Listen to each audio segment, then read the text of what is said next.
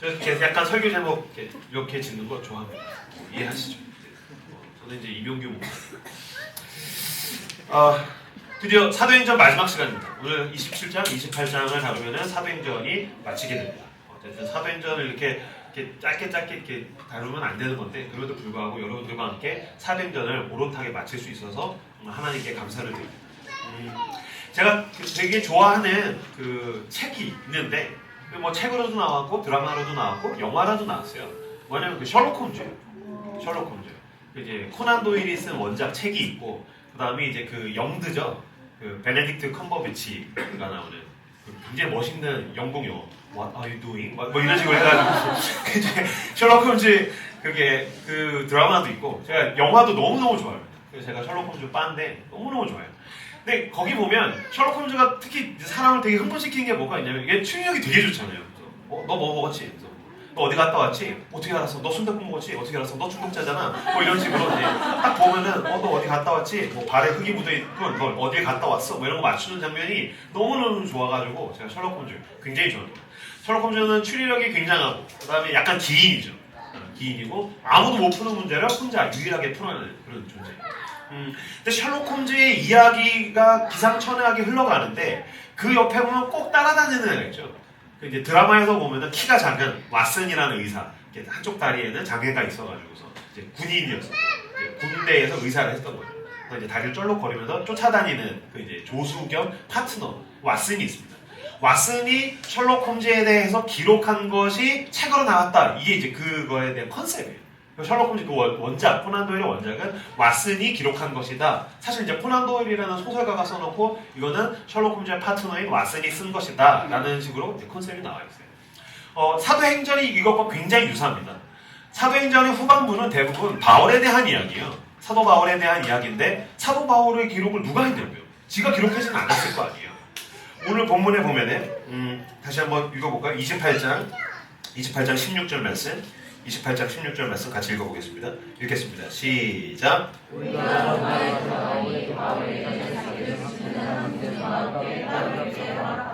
아멘.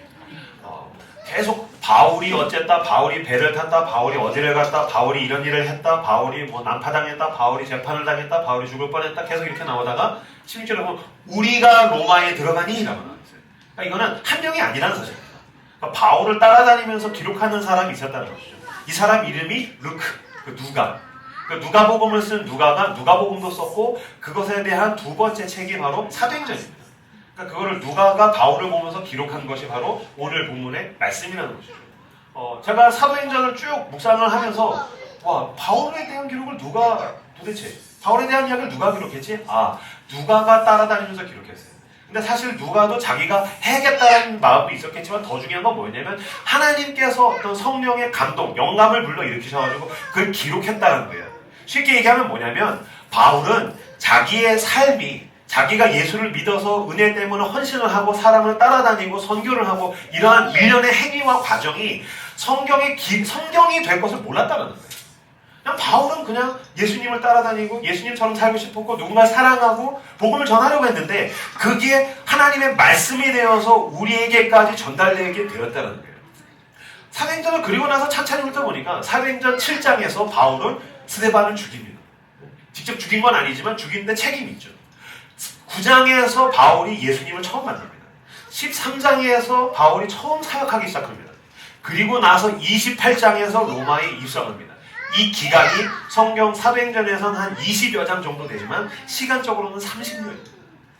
하나님께서 예수를 맨 처음에 너무나도 예수를 증오하던 한 인간이 예수를 만나고 변화되어서 교회를 사랑하고 이웃을 사랑하고 온 세상을 섬긴 그 30여 년의 이야기를 우리에게 성경으로 주셨다는 거죠. 무슨 뜻이냐? 제가 지금 41살입니다. 저는 24살에 예수를 처음 만났습니다. 28에 저는 교회에서 교사로 처음 헌신을 하기 시작했습니다. 저는 40살에 처음 교회를 개척했습니다.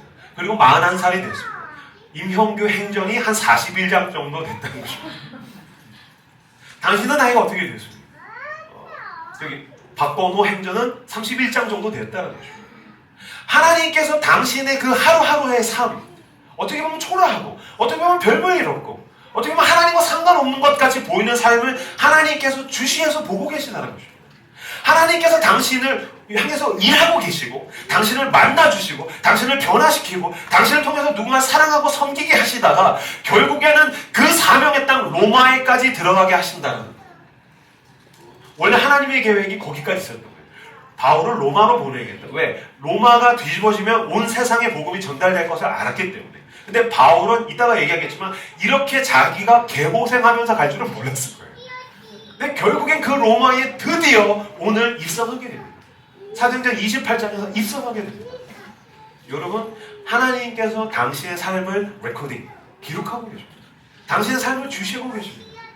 당신의 삶이 행전, 당신의 삶이 사도 행전적인 삶이 되기를 그리스도 이름으로 축원합니다. 나는 무엇을 위해서 살 것인가? 어떤 방향으로 살 것인가? 과연 내가 살아가는 그 목적은 어디에 있는가에 대해서 우리는 영적으로 질문해야 됩니다. 왜냐하면 그것은 개인이 스스로 알 수 있지 않기 때문입니다. 저는 고등학교 때 저희 어머니가 그랬어요. 엄마, 좋아하는 여학생이 생겼어요. 엄마, 이런 건 뭐예요? 엄마, 이런 건 도대체 어떻게 된 거예요? 무슨 질문을 하기만 하면 저희 어머니는 늘 그랬어요. 쓸데없는 소리가 있어. 방에 들어가 공부해. 대학 가면 다 해결된다는 거예요. 대학 가면 다 해결돼. 대학 가면 해결이 뭐가 돼요? 대학 가면 아무것도 해결되지 않아요. 대학 가면 그냥 대학생이 되죠. 취직하면 그냥 직장인이 되고, 결혼을 하면 그냥 아저씨가 되고. 사실 우리는 내가 왜 사는지에 대한 질문을 모릅니다. 당신이 왜 사는지 스스로 알 수 있습니까? 그 누구도 내가 왜 사는지를 모릅니다. 왜냐하면 내가 선택해서 태어난 것이 아니기 때문입니다. 내가 내 삶을 선택했다면 저는 머리를 조금 더 작게 만들었을 것입니다. 키를 조금 더 크게 하고 피부도 더 좋게 하고 이건 아니었을 거라는 거예요. 당신도 그렇지 않습니까? 아주 나를 비웃는데 누구도 자신의 삶을 선택해서 오지 않습니다. 어느 날 눈 떠보니까 내가 헬조선을 살고 있고 어느 날 눈 떠보니까 내가 30살을 먹고 어느 날 눈 떠보니까 내가 이 직장을 다니고 내가 어느 날 눈 떠보니까 나는 교회 문화에서 자란 사람일 뿐입니다. 영적인 눈을 떠야 되는 것입니다. 하나님께서 나를 어디서 불러내셔서 어디로 끌고 가시는가. 그러니까 제가 지난번에 구원은 건져내다. 어디로부터 건져내야 되는가. 바울을 건져내신 하나님께서 로마로 끌고 가시고 하나님의 사명을 향해서 끌고 가십니다. 오늘 이 시간 당신을 부르신 그 주님 앞에 질문하십시오. 나를 왜 부르셨습니까? 나의 로마는 어디입니까? 내가 가야 할 그 사명의 땅은 어디? 그 하나님께 질문하시고 그 주님의 손에 붙들려서 인도함 받으시는 저 여러분들 다 되시기를 주의 이름으로 축원합니다. 네. 사도행전 27장에서 바울은 죄수의 신분으로 배를 타고서 로마를 향해서 가게 됩니다. 이 바울을 잡기 위해서 바울을 잡아놓고 죄수니까 수갑을 차고 족쇄를 차고서 감옥에 들어가 있고 감옥에 있으면 간수들이 있겠죠. 철창이 있으면 배에도 감옥이 있었나 봅니다. 거기 감옥에 이제 바울이 죄수 신분으로 있고 바울을 지키는 간수들이 있고 간수만 있는 게 아니라 군인이 100명이 따라왔습니다. 왜냐하면 성경에 보니까 백부장이 함께 탔다. 백부장이라는 것은 중대장 정도 생각합니다. 자기 밑에 부하가 100명 있는 사람이 백부장, 부하가 1000명 있으면 천부장인데 백부장이 왔다는 건 그 배에 군인이 100명이 탔다는 것이고 그리고 이제 이스라엘 쪽에서 가이사랴에서 로마로 가는 그런 배였기 때문에 이탈리아, 그러니까 로마로 가는 배였기 때문에 거기에는 로마를 향해서 가길 원하는 지식인들, 그다음에 상인들, 그다음에 이제 어떤 귀족들, 부자들, 수많은 사람들이 타 있었습니다. 성경에 보면 270명 가량이 그 배에 탔다라고 기록되어 있습니다. 그러니까 작은 배가 아닌 거예요. 그 당시로서 어마어마하게 큰 배에 270명이 그 배를 타고서 가는데 바울이 뭔가 삘이 안 좋은 거예요. 그러고 나서 보니까 바울은 이런 난파를 여러 번 당한 사람입니다. 그러니까 왜냐하면 선교를 계속해서 다녔기 때문에 이 시즌에 배를 몰고서 어디 쪽으로 가면은 태풍이 분다, 폭풍이 분다 이런 부분에 대한 지식이 있었던 것 같습니다. 그래서 지금 가면 안 된다. 태풍이 있다. 그랬더니 죄수 주제에 무슨 소리냐. 그 배에 있는 그런 경험이 있는 사람들 그 배에 있는 어떤 유경험자라든지 지식인들한테 어떠냐? 괜찮냐? 그랬더니 괜찮다. 가도 된다. 갔다가 풍랑을 맞게 됩니다. 사도행전 27장 13절 14절 말씀 27절 13절 14절 말씀을 같이 한 목소리로 읽겠습니다. 시작.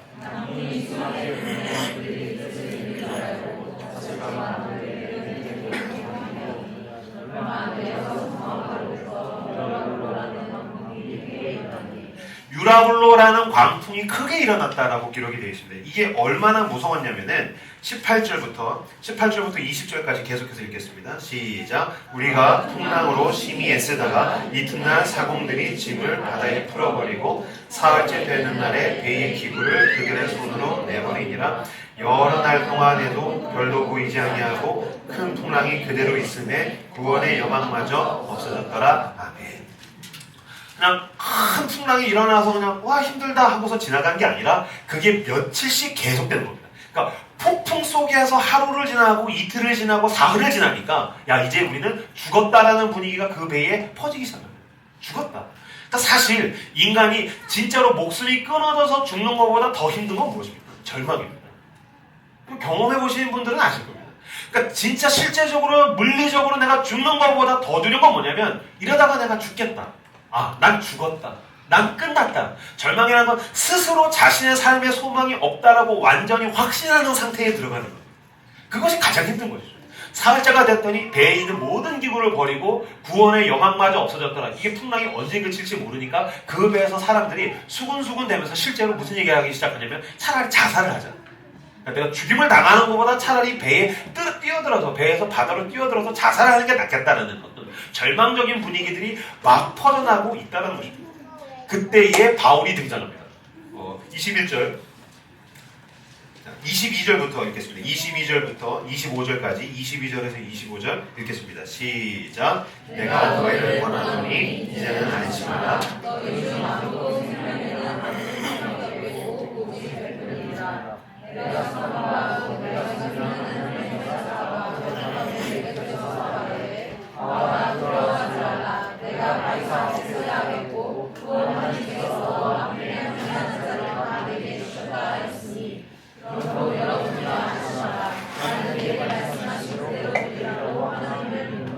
아멘.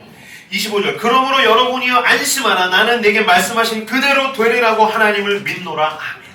바울이 얘기합니다. 여러분 안심하십시오. 아무도 죽지 않는답니다. 하나님께서 나에게 말씀하셨습니다. 내가 섬기는 하나님의 사자가 나에게 말씀하셨는데 아무도 죽지 않는답니다. 여러분 안심하십시오라고 안심을 시키고 있습니다. 누가? 바울이. 누구에게? 나머지 270명 배에 타 있는 사람들에게. 근데 바울은 지금 신분이 뭡니까? 죄수입니다. 자, 그러면은 바울이 한 일주일 정도 배에 풍랑이 있었어요. 그러면 바울이 감옥에 있는 거예요. 수갑으로 채워지고 족사 차있고 온통 얻어 터져가지고 여기는 이제 찢겨져 있겠죠.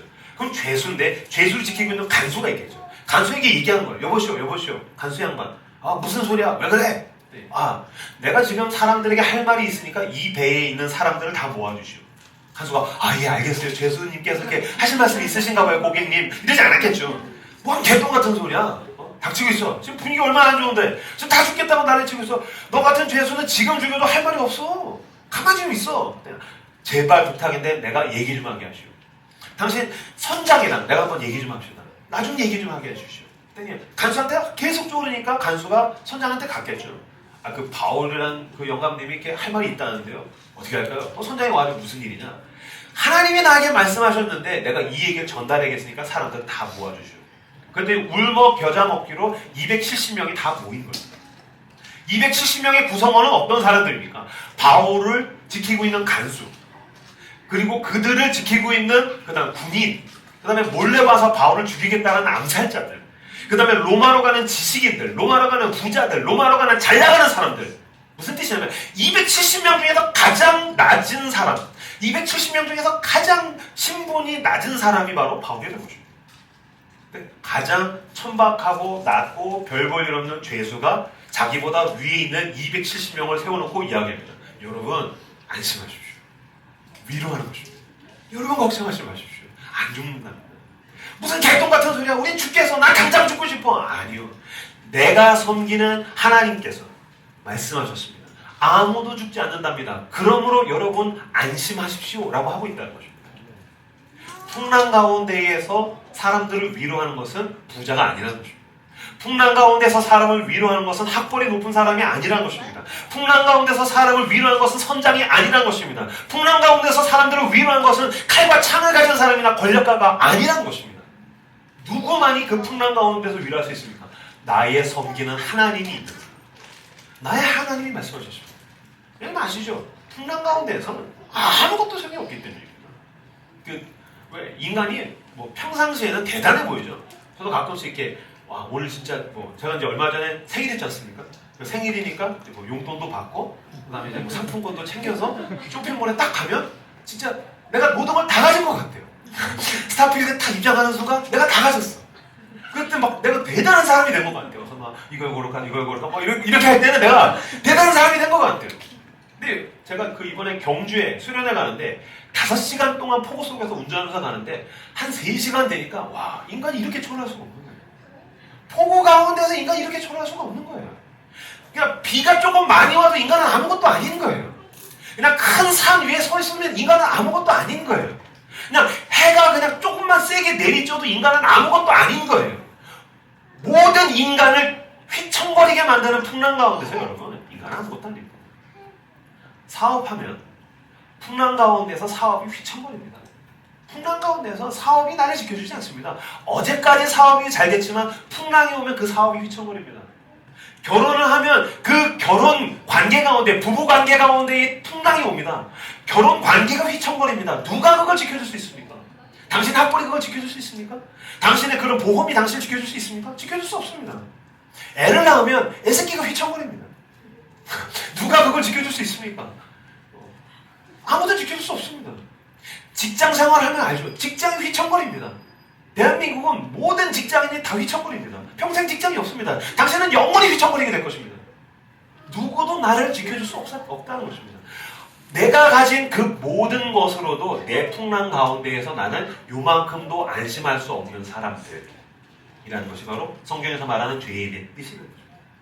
내가 가진 모든 걸 동원해도 나는 누군가를 위로해주기는커녕 나조차도 안심할 수 없는 사람입니다. 그때에 누구만이 안심할 수 있느냐? 나의 섬기는 하나님이 말씀하셨습니다. 돈 있는 사람이 돈이 없는 사람을 위로하는 게 아니고 칼을 가진 사람이 칼이 없는 사람을 위로하는 게 아니고 간수가 죄수를 위로하는 게 아니라 하나님이 있는 사람이 하나님이 없는 사람을 위로하는 것입니다. 하나님을 가진 사람이 하나님이 없는 사람을 향하여 여러분 안심하십시오. 내가 당신보다 가난하지만 내가 당신보다 볼효율 없지만 나에겐 하나님이 있는데 그 하나님이 말씀하셨습니다. 괜찮답니다. 내가 당신을 위해서 기도해 주겠습니다. 난 하나님을 믿습니다. 그 하나님을 소유하시는 저 여러분들 다 되시기를 주의 이름으로 축원합니다. 이 바울의 이 워딩은 굉장히 중요합니다. 나의 섬기는 하나님. 지난주에도 장량 목사님께서 공동체에 있는 그 하나님이 자기에게 있는 개별적 하나님이라고 착각하면 안 된다는 이야기를 했지만 그리스도인들에게 있는 가장 커다란 시험, 그리스도인들에게 있는 가장 커다란 유혹은 뭐냐면 남의 하나님을 자기의 하나님인 줄로 착각하고 살아가는 것입니다. 다니엘서를 한번 볼까요? 성경 중간에 보면 에겔 단이 있는데 단을 찾으면 다니엘서가 나옵니다. 다니엘서 6장 20절 말씀. 다니엘서 6장 20절 말씀.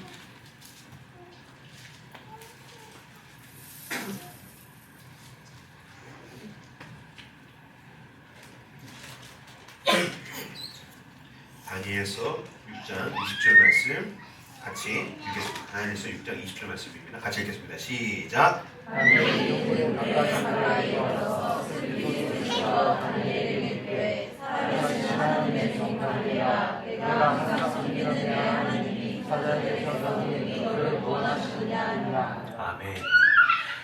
이거는 간략하게 설명을 드리자면 다니엘은 바벨론 남의 나라의 포로가 되었는데 이 대단한 애죠. 남의 나라에 가서 총리가 됩니다. 이건 얼마나 대단하면 한국인이 미국에 가서 대통령이 된 거죠. 한국인이 미국에 가서 알바로 접시 닦기를 시작을 했는데 얘가 굉장히 역특해가지고서 아이비리그를 졸업한 다음에 미국에서 대통령이 되는 거예요. 이건 아직도 불가능한 일인데 이게 다니엘이 이렇게 하는 거예요. 게다가 다니엘은 얼마나 대단하면 왕은 3번 바뀌었는데 총리는 계속 다니엘이에요. 그러니까 얼마나 짜증나겠어요. 그 정치적 적수들이 정적이라고 하죠. 다니엘을 죽이고 싶은 거예요. 왜? 저 새끼 때문에 총리를 못하는 거예요. 저 영감님이 주구장창 총리를 하니까 왕은 계속 바뀌는데 총리는 계속 다니엘이에요. 그러니까 정적들이 야 저거 해치우자. 왜 지금도 보면 이제 청문회 때 계속 어떤 약점을 꼬리를 잡지 않습니까? 마찬가지죠. 다니엘에 대해서 뒷조사를 했더니 다니엘에게 약점이 나왔어요. 뭐냐면 얘가 이제 엄청난 그리스도인. 그러니까 이제 하나님을 믿는 사람. 얘는 늘 하루에 3번, 5번씩 하나님이 계신 곳을 향해서 기도를 하는 애야. 이거를 방해를 해가지고서 약점을 잡으면 얘를 죽일 수 있겠어. 그래서 그 정적들이 왕에 가서 폐하가 제일 최고예요. 그렇죠? 그래 고마워. 근데 여러분 고대 사회에서의 왕은 신입니다. 그러니까 고대 사회에서 왕은 신적 존재. 왜 영화 300에도 보면 이렇게 빡빡머리 이렇게 막 계속 이렇게 링 같은 거 끼고 있는 애가 나는 신이다. 짐은 관대하다라고 얘기하잖아요. 고대에 있는 왕은 인간이 아닙니다. 난닝겐이에요. 신이에요. 그러면 이거는 어떤 서방이나 이렇게 아시아나 중동 쪽만 그랬냐? 그렇지 않고 우리나라도 그랬어요. 그러니까 왕은 고대 왕은 모두 신이에요. 생각해보세요. 박혁거세는 아래서 나왔어요. 그러니까 얘는 인간이 아니에요. 뭐 어떻게 아래서 나와요? 무슨 계란 후라이요? 안 되잖아. 근데 얘는 계란 깼더니 박혁거세 팍 나왔다. 그러니까 무슨 말이야? 난 인간이 아니다. 나는 그런 뜻인 거예요. 그러니까 이제 고대 왕들은 다 신적 존재인 거예요. 그러니까 폐하 당신은 신이에요. 인간이 아니에요. 그래요? 그런 것 같아. 나도 좀 남다른 것 같아. 그러면은 당신의 신상을 세웁시다. 고맙지. 세워. 그리고 모든 사람이 여기에 절하게 하겠습니다. 좋지. 그리고 이거 외에 다른 신에게 절하는 사람 죽여버리죠. 조서를 꾸며가지고 왕이 처음에 달콤한 말에 넘어가서 도장을 딱 찍고 났는데 보니까 이게 다니엘을 해치우기 위한 작전이었던 거예요. 그래서 왕의 조서에 도장이 찍힌 줄 알고도 다니엘이 가서 똑같이 기도하더라. 이건 참 대단한 거죠. 다니엘서에 보면 분명히 이 기록이 있습니다. 왕의 조서에 도장이 찍힌 줄 알고도 나를 죽이려고 해코자 하려고 내 약점을 하나님으로 약점을 잡아서 내 신앙을 약점으로 잡아서 나를 해코자 하는 것을 알고도 내가 가서 똑같이 그리스도인답게 살더라. 쉽지 않습니다. 여러분에게 만약에 멱살이 잡혔는데 그게 그리스도인이라서 멱살을 잡혔어요. 내가 신앙을 가진 것 때문에 멱살을 잡혔어요. 그걸 알고도 내가 손해를 볼 수 있겠는가? 그건 쉬운 일은 아니다. 근데 다니엘은 그러고도 똑같이 가서 기도했다는 거예요. 그걸 보고서 이제 정적들이 꼬지르죠. 얘 저랬대요. 얘 죽여버리죠. 그랬더니 다니엘을 잡아가지고서 사자굴에다가 넣습니다. 근데 이 사자굴이 여러분 에버랜드에 있는 사파리 생각하시면 안 됩니다. 이렇게 버스 타고 가다 보면 사자 귀엽다. 이렇게 건빵 던져주면 사자가 막 빙글빙글 돌고 건빵 받아먹고 이게 아니고 이건 사형을 위한 사람을 잡아먹기 위한 사자예요. 그러니까 얘는 이렇게 굶겨요. 그 사흘 일주일씩 굶기는 거예요. 기록에 따르면 사자들을 놓고서 빠뜨려서 사람이 떨어지기 전에 이미 사자가 뛰어올라서 찢어 먹는다는 거예요. 우리나라 이렇게 물개쇼 같은 거 보면 그쵸? 이렇게 물고기 정어리 같은 거 이렇게 던져주면 물개가 팍 돌고리가 팍 나서 잡아먹잖아요. 이렇게 탁 받아먹잖아. 뭐 한 번도 안 가봤어요? 이렇게 물개 던져주면 왜 던져요? 이러지 않잖아. 많이 먹었어요. 배불러요. 이런 애는 없잖아요. 이렇게 던지면 이렇게 푹 뛰어올라서 딱 먹고 막 그러잖아요. 마찬가지인 거예요. 그러니까 다니엘이 떨어지면 뛰어올라서 잡아 먹어야 되는 거예요. 거기에 지금 다니엘이 빠진 거예요. 다니엘을 거기다가 빠뜨려 놓고 누가 걱정을 하기 시작했느냐? 왕이 걱정하기 시작한 거예요. 왕이 밤새 걱정하기 시작한 거예요. 내가 가장 아끼던 그 다니엘, 내가 가장 사랑하는 내 오른팔 다니엘이 죽으면 어떡해? 참 재밌지 않습니까? 그 나라에서 가장 힘이 센 왕이에요. 그 나라에 있는 모든 거를 정말 하늘에 나는 새도 떨어뜨릴 수 있다라고 평상시에 생각했던 왕이에요. 근데 내가 가장 사랑하는 신복 하나도 그 불행으로부터 건져줄 수가 없는 거예요. 도와줄 수가 없는 거예요. 그래서 다니엘서에 보면은 밤새서 19절, 6장 19절, 다니엘서 6장 19절 제가 읽겠습니다. 이튿날에요. 왕이 새벽에 일어나 급히 사자굴로 가서 여기서 새벽에 일어났다는 것은 일찍 일어났다는 얘기가 아니에요. 잠을 못 잤다라는 얘기예요. 걱정하느라고 잠을 못 잤다는 얘기예요. 왜 그런 경험 있으시죠? 내가 코앞에 굉장히 힘든 일이 생겼어요. 내 발등에 불이 떨어졌어요. 내가 내일이 되면 정말 내가 어떻게 될지 몰라. 이렇게 마치 바람 앞에 어떤 촛불 같은 내일 내가 어떻게 되는 거지? 근데 내가 가진 모든 걸 동원해도 나의 불행을 막을 수가 없어요. 내가 가진 모든 걸 동원해도 내게 닥쳐오는 그 고통을 내가 막을 수가 없을 때 잠이 안 오잖아요. 이렇게 밥도 안 넘어가죠. 이렇게 밥을 먹었는데 모래알 같을 때가 있잖아요. 잠이 오지가 않아요. 누웠는데 걱정 때문에, 근심 때문에 나 어떻게 되는 거야? 우리 가족은 어떻게 되는 거야? 내가 사랑하는 그 사람은 어떻게 되는 거야? 내 자녀는 어떻게 되는 거야? 내 직장은 어떻게 되는 거야? 걱정이 될 때 잠이 안 오는 거예요. 왕이 밤새 잠을 못 자는 거예요. 한숨도 못 자고 새벽에 일어나자마자 그 사자굴, 다니엘이 빠진 사자굴에 막 달려가서 말하는 대사가 20절이에요. 다니엘이 든 굴에 가까이 이르러서 슬피 소리질러 다니엘에게 묻되 살아계시는 하나님의 종 다니엘아, 네가 항상 섬기는 네 하나님이 사자들에게서 능히 너를 구원하셨느냐?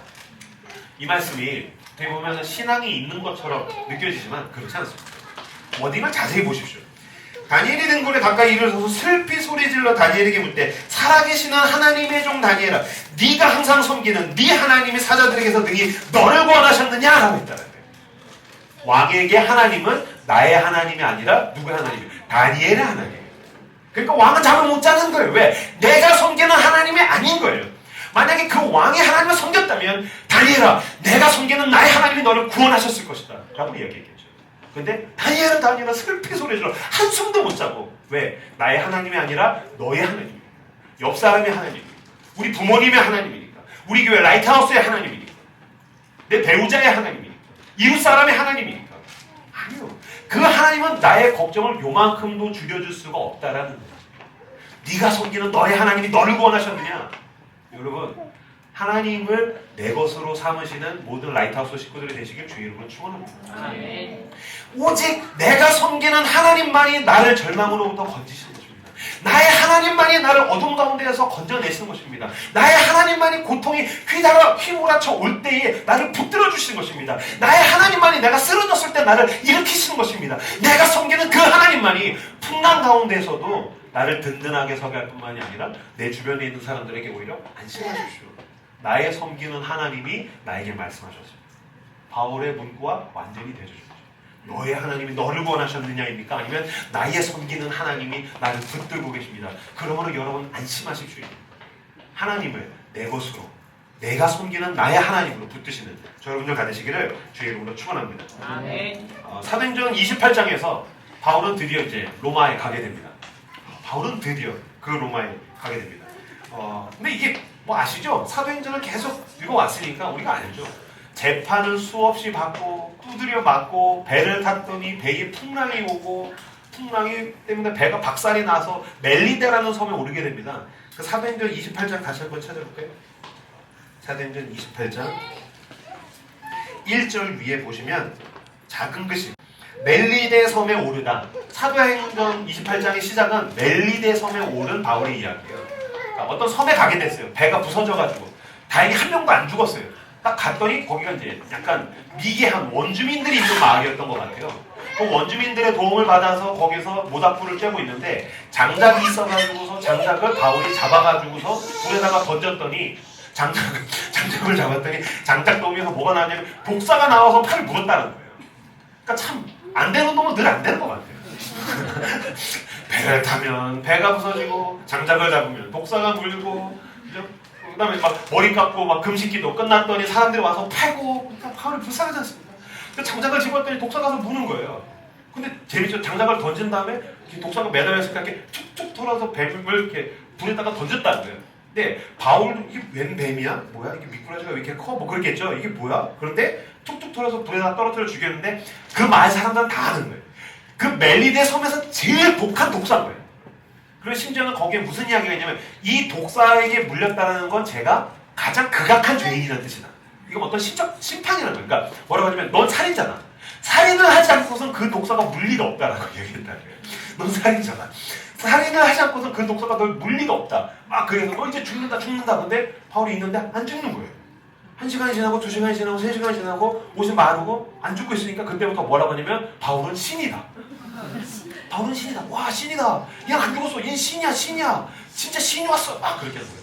그리고 가가지고서 또 병든 사람을 고쳐주고 이런 식으로 해가지고서 바울이 그런 우여곡절 끝에서 바울이 드디어 로마에 가게 됩니다. 바울이 드디어 자기에게 맡겨져 있는 그 사명의 땅에 오게 됩니다. 바울은 로마서를 찬찬히 읽어보시면 여러분 아시겠지만 로마를 너무나도 가고 싶었어요. 왜냐면 먼저 지상명령, 예수님의 지상명령, 넌 땅끝까지 가야 된다. 이 말씀을 그대로 믿었어요. 난 땅끝까지 가야 된다. 여기서 말하는 땅끝은 그 당시 사람들은 어디라고 생각했냐면 스페인이라고 생각했어요. 스페인을 난 가야 된다. 근데 스페인을 가기 전에 먼저 가야 될 때가 있다. 어디냐면 거기는 로마라는 거예요. 왜? 모든 길은 로마로 통하잖아요.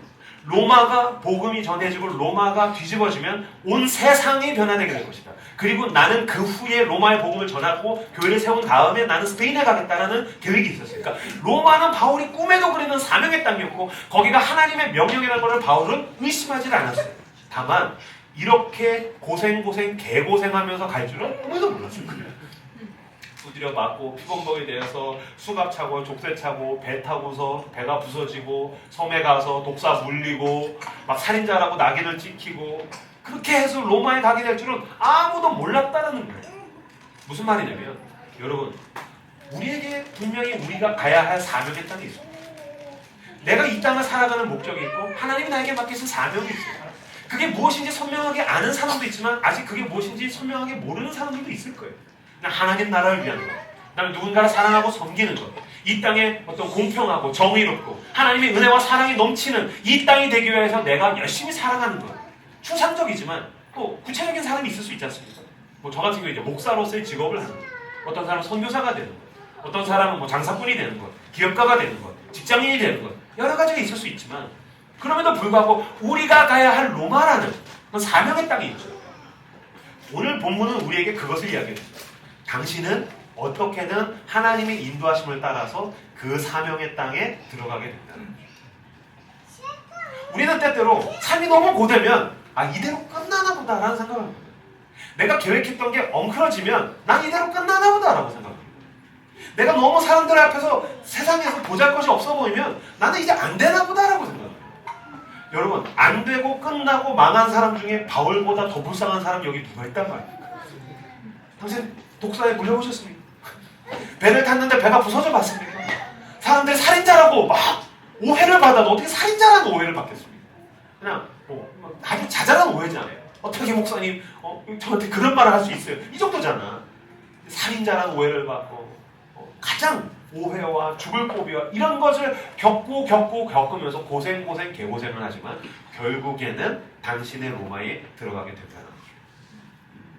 그 추석에 한참 하던 영화 중에 성룡 영화가 있어요. 여기 이제 20대 초반 친구들은 잘 모를 수 있는데 그 추석이 되거나 설날이 되면 늘 성룡 영화를 해줬었어요. 성룡 영화. 그 홍콩 중국에서 액션 배우 그러면 제일 유명한 사람 이소룡, 그다음에 이제 성룡, 이연걸, 주윤발 이런 사람들이 있습니다. 이소룡은 어떤 식이냐면 아우 하면 상대는 쓰러져요. 그냥 아우 하면 이렇게 상대는 쓰러지고 이렇게 쌍절곤을 끝내면 다 쓰러지고 이런 식인 거예요. 그러니까 막 이소룡은 몇 대 맞지는 않아요. 이소룡은 막 피범벅들 이런 게 없어요. 그냥 빠다빠다빠다빠다 하면 그냥 끝이에요. 어떤 절대적 강함. 이제 남자들이 거기 이제 열광하는 게 있죠. 와, 내가 제일 강하고 싶으니까 그 어떤 수컷의 본능을 건드리는 게 있어요. 그 이소룡 영화의 특징이 거기에 있다면 성룡은 정반대입니다. 성룡 영화를 보신 분들은 아실 겁니다. 그 영화 성룡 영화가 있다면 그 영화에서 가장 많이 맞는 건 성룡입니다. 근데 모순적이게도 그가 주인공입니다. 성룡이 주인공인데 제일 많이 맞아요. 성룡이 주인공인데 제일 많이 고생해요. 성룡이 주인공인데 물리적으로 봤을 땐 이미 성룡은 몇 번 죽었어야 돼요. 그런데 결국엔 누가 이겨요? 성룡이 이겨요. 그러니까 성룡은 때려서 이긴다기보단 맞아서 이기는 스타일이에요. 저기 때리다가 지치고 지쳐서 결국엔 못 싸우겠다 했을 때 성룡이 한번 팍 해가지고 성룡이 이겼어. 그래서 와 우리 성룡 대단해. 그래서 이제 스턴트라든지 그런 액션으로 유명하지 않습니까? 마치 오늘 본문에서 하나님이 우리에게 말씀하시는 게 이건 것 같습니다. 우리가 당신이 원하는 그 기도를 열심히 하고 있는 그 사명의 땅에 당신은 입성하게 됩니다. 로마에 가게 됩니다. 가정을 위해서 기도하고 있습니까? 그 가정이 로마에 가게 될 것입니다. 당신의 직업을 놓고 기도하고 있습니까? 당신의 직장에서 당신은 그 로마를, 그 영광스러운 땅을 밟게 될 것입니다. 자녀를 위해서 기도하고 있습니까? 그 자녀를 향해서 기도할 때 당신은 그 로마, 그 영광스러운 땅을 밟게 될 것입니다. 교회와 하나님의 나라를 향해서 열심히 사역하고 있습니까? 그 로마, 그 영광스러운 땅에 당신은 입성하게 될 것입니다. 다만 성룡처럼 피범벅이 돼서 실컷 두드려 맞아서 저 새끼 아직도 안 죽었어? 근데 죽은 줄 알았지 이 자식들아. 그죠? 고린도후서 11장을 찾아볼까요? 고린도후서 11장 23절. 고린도후서 11장 23절에서 30절까지. 고린도후서 11장 23절에서 30절까지 말씀 같이 한 목소리로 읽도록 하겠습니다. 읽겠습니다. 시작. 그들이 그리스도의 일꾼이냐 정신없는 말을 하거니와 나는 더욱 그러하도다. 내가 수고를 넘치도록 하고 옥에 갇히기도 더 많이 하고 매도 수없이 맞고 여러 번 죽을 뻔하였으니 유대인들에게 40에서 하나 감한 매를 5번 맞았으며 3번 태장으로 맞고 1번 돌로 맞고 3번 파상하고 1주야를 깊은 바다에서 지냈으며 여러 번 여행하면서 강의 위험과 강도의 위험과 동족의 위험과 이방인의 위험과 시내의 위험과 강야의 위험과 바다의 위험과 거짓 형제 중의 위험을 당하고 또 수고하며 애쓰고 여러 번 자지 못하고 줄이며 목마르고 여러 번 굶고 춥고 헐벗었노라. 이 외의 일은 고사하고 아직도 날마다 내 속에 눌리는 일이 있으니 곧 모든 교회를 위하여 염려하는 것이라. 누가 약하면 내가 약하지 아니하며 누가 실족하게 되면 내가 애타지 아니하느냐. 내가 부득불 자랑할지인데 내가 약한 것을 자랑하리라. 대단하셨습니다. 저는 위인전을 혐오합니다. 위인전을 보면 그 인간은 나랑은 출생 신분 자체가 다르고 그냥 DNA가 다른 것 같아요. 나는 그렇게 될 수 없어요. 제가 마지막으로 읽었던 위인전은 그 손정희, 그 일본에 있는 소프트뱅크 그 손정희 씨. 제가 읽다가 한 100페이지, 50페이지 딱 집어 던졌어요. 봤는데 초등학교 때 뭐 영어를 뗐고 중학교 때 뭐를 뗐고 고등학교 때 난 남달랐고 겁나 잘났고 개 잘났고 완전 잘났고 막 그러니까 짜증나서 던졌어요. 내가 할 수 없는 거예요. 나랑 다른 인간인 거예요. 여러분 성경은 위인전이 아니에요. 바울이 무엇을 자랑합니까? 나의 약함을 자랑합니다. 난 두드려 맞았다. 난 죽은 줄 알았다. 난 끝난 줄 알았다. 난 망한 줄 알았다. 배가 부서졌을 때요. 광야에서 홀로 내던졌을 때 사람이 돌로 나를 쳐서 모든 사람이 죽은 줄 알고 집에 돌아간 적이 있잖아요. 근데 바울이 다시 일어나서 툭툭 털고 성에 가서 복음을 전하잖아요. 나는 죽은 줄 알았다. 사람들도 나를 끝났다라고 얘기했다. 나도 내가 끝난 줄 알았는데 나를 포기하지 않으시는 내 주님께서 나를 붙들고 로마까지 이끌어줘요. 나는 교회들을 향해서 걱정하고 있다. 교회가 무너질까봐. 근데 주님께서 은혜 주셔서 그 교회들이 일어서게 됩니다. 그리고 로마가 변하게 됩니다. 바울은 몰랐을 거예요. 로마가 뒤집어져요. 바울이 그렇게 꿈에도 그리던 로마가 뒤집어지게 되고 온 세상이 변하게 됩니다.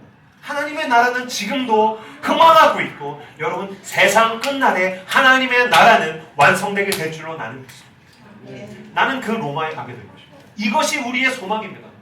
나는 약합니다. 나는 실패합니다. 나는 무너집니다. 나는 죽은 줄 알았습니다. 나는 끝난 줄 알았습니다. 저도 제 인생을 놓고 봤었을 때 그렇더라고요. 난 끝난 줄 알았어요. 난 그때 내가 끝난 줄 알았어요. 그 고통이 우리 집을 덮쳤을 때 난 그때 끝난 줄 알았어요. 내 사역이 무너졌을 때 난 그때 끝난 줄 알았어요. 내가 계획했던 것들이 안 됐을 때 난 그때 끝난 줄 알았어요. 근데 나는 여전히 약했는데 하나님이 나를 끌고 가셔서 제가 여기까지 왔어요. 임형규 행전 41장까지 왔어요. 나는 그 영광의 땅 로마에 서게 될 줄로 믿습니다. 당신은 당신의 그 영광의 땅, 주님 맡기신 그 사명의 땅에 서게 될 것입니다. 기쁨으로, 감사함으로 주님을 따라가시는 저 여러분들 다 되시기를 주의 이름으로 축원합니다.